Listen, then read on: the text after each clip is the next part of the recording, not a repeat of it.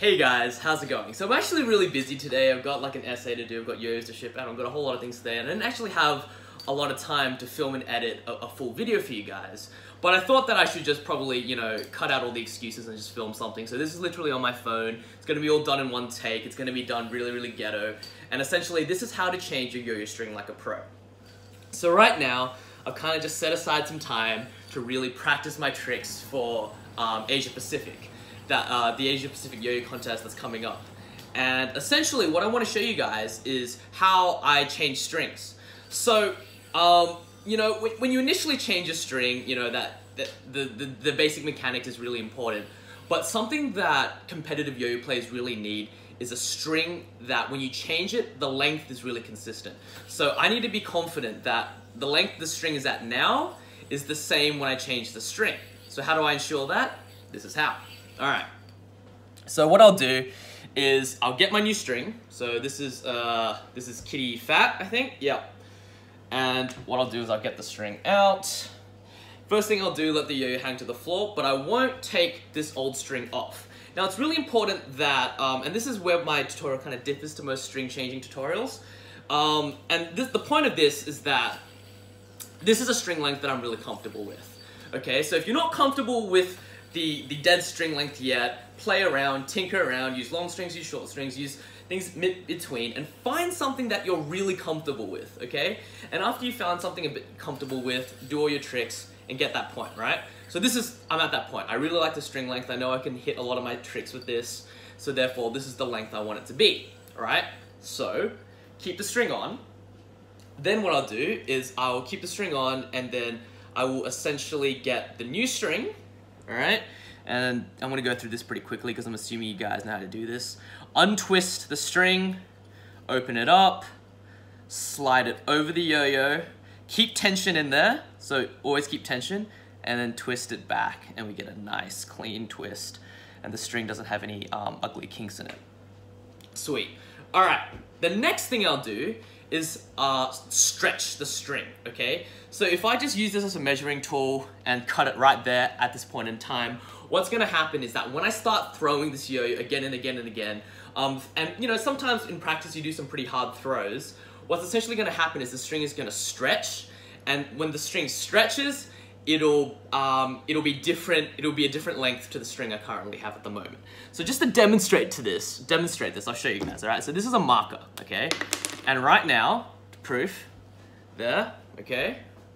The strings are of equal length, all right? I'm gonna put that marker right there, okay? So you can see that little black spot there. All right, now what I'm gonna do is I'm literally going to stretch the string out, okay? And it's super easy to do that. All I kind of do is I just hold the string out, kind of just whip it against the yo-yo a couple times, all right? And that wasn't, I'm not, really trying to tear the string off or anything. I'm just kind of putting a bit of tension into it. But then look at this, all right? That black mark is now there, okay? So the string grew almost, I don't know how many this is almost an inch. For you Americans out there, 2 to 3 centimeters for anyone, the rest of the world basically. And basically that's how much it grows, right? So from then what I'll do is I'll find the knot where the other string ends, which is about there. So let me make this a little bit clearer for you guys. If I undo this knot, and you guys can essentially see, so most of the yo-yos I have always have a slip knot, right? So if I take that slip knot out, you'll see that the loop of the yo-yo, there, is essentially just there, right? And that knot is gonna become the bottom of the new string. So I've pulled it out, so they're identical length.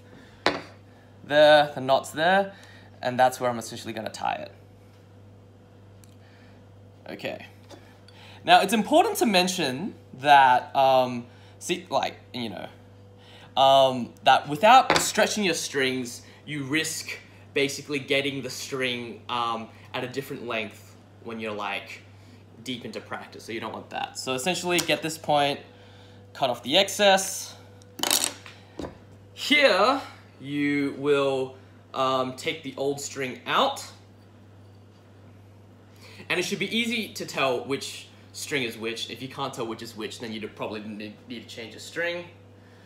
Put the string on.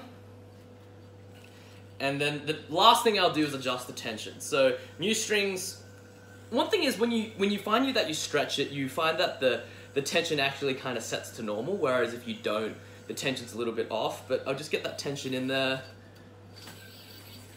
Feel that really nice kind of exact measurement. And if it doesn't feel right, that means you've done something wrong, but this feels almost the same length as the other one that I was using before. It's just newer and won't snap under intense throws of practice.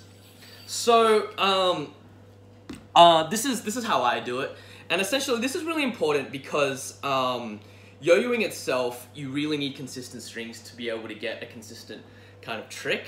I know other players that use a tape measure, and I personally don't do that. I think it's really impractical because if I'm just going out, I won't, bring a tape measure with me, so I won't know exactly. But chances are, if I'm going out yo-yoing, I will have an old string that's of an acceptable length, and I'll just use that as a measuring stick.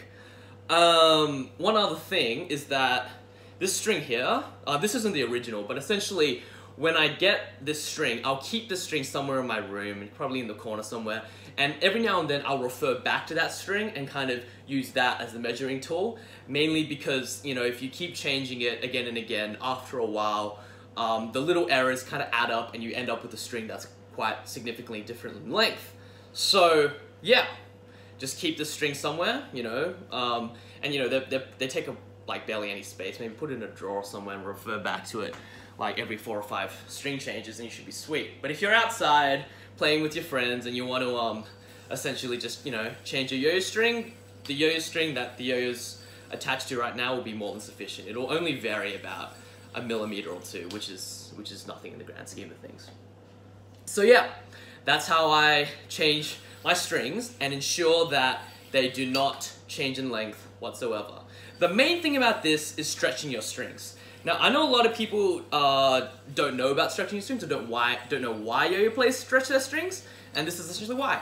So you can keep it consistent in length and make sure that the string you're using is the same string, length in further practice. So yeah, hope you guys enjoyed this. No fancy editing, no music or anything, but hopefully it was helpful, alright? Any comments, questions, criticisms, post them down below, and I'm super curious to see how you guys change your yo-yo strings, alright? See you guys next time.